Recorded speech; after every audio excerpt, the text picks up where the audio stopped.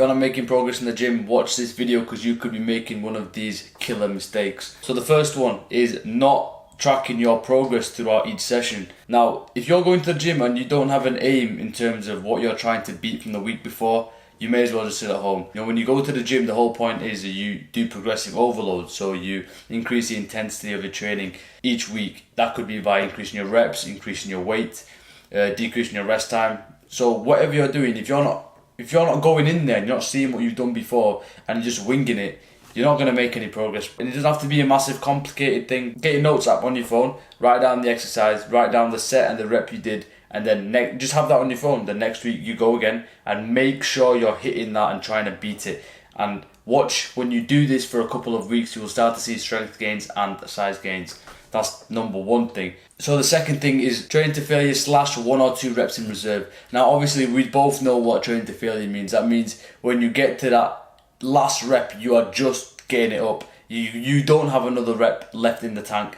That's where I found most of my gains have come from. If I'm not training to failure, then just, to me, especially if you've been training for a couple of years, I don't think you're going to make as many gains. And if you don't want to go to failure to every single set, you can do something called going to 1 or 2 reps in reserve. That means, let's just say you get to 10 reps and you can just about squeeze 1 or 2 reps, you can call it quits there. But as long as you're not going below that, so you don't want to be doing sets where you've got 3, 4, 5, 6 reps in reserve because you're not stimulating your body enough. The workout's just going to be too easy then. Obviously, unless you're warming up. You know, when you're warming up, you know, one second, I'm just going to watch out.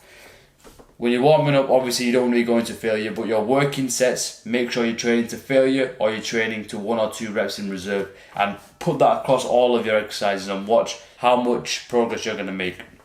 Next thing is increasing your frequency of training each muscle group per week.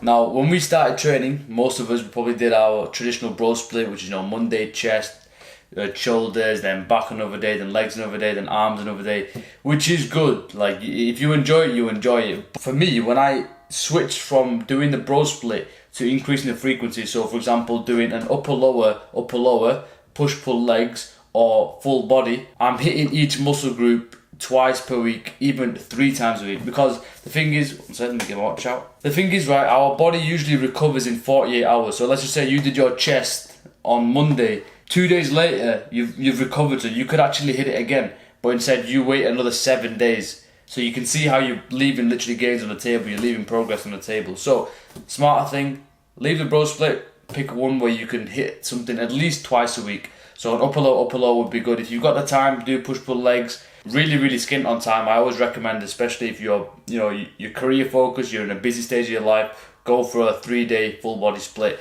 because then that way you're hitting each muscle group 3 times a week. The last reason, honestly, that you're not making progress in the gym is just because you're not eating enough food.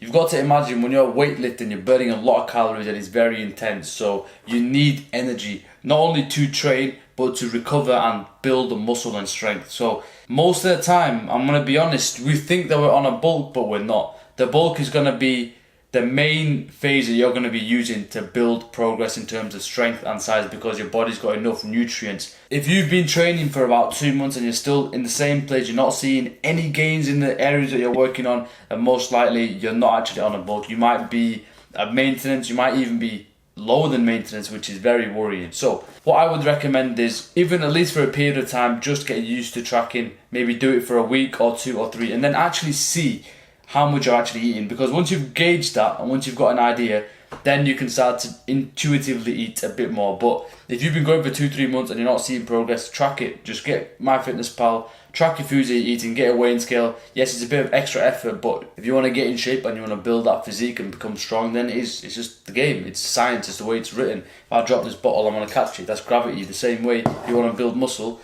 and you're natural, you're going to have to go on a bulk. Like, there's no way around it. You know what I mean? There's no way around it. Like, you can even look at me when I started, and when I put a lot of size on, I'll put some photos up here, you can see that I started to put some fat on around my belly. You know, my face started to get a bit chubbier, but because I'm natty, I know that this is what I need to do. And then when I cut down afterwards, I've got that dense muscle, I've got that lean muscle, but you need to make sure you're using the bulk. The last thing is consistency.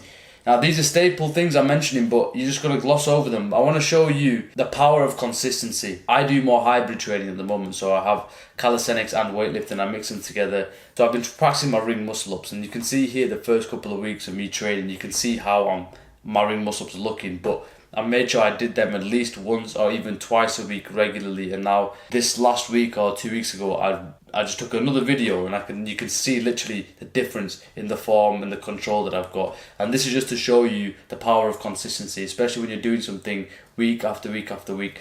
If you're doing something at least once or twice a week, that is a good gauge for you to make sure you're going to make progress in that thing, whatever that may be. Whether, like, this could be the gym, this could be reading, this could be working. If you're doing something at least twice a week, especially in the gym and an exercise, and you're focusing on it, you make sure you're progressing and hitting that muscle group intensely twice a week, you will make progress. So just the same way that I've managed to get so much better in this calisthenics movement, you can do the same thing with whatever weak muscle group you're trying to grow as well.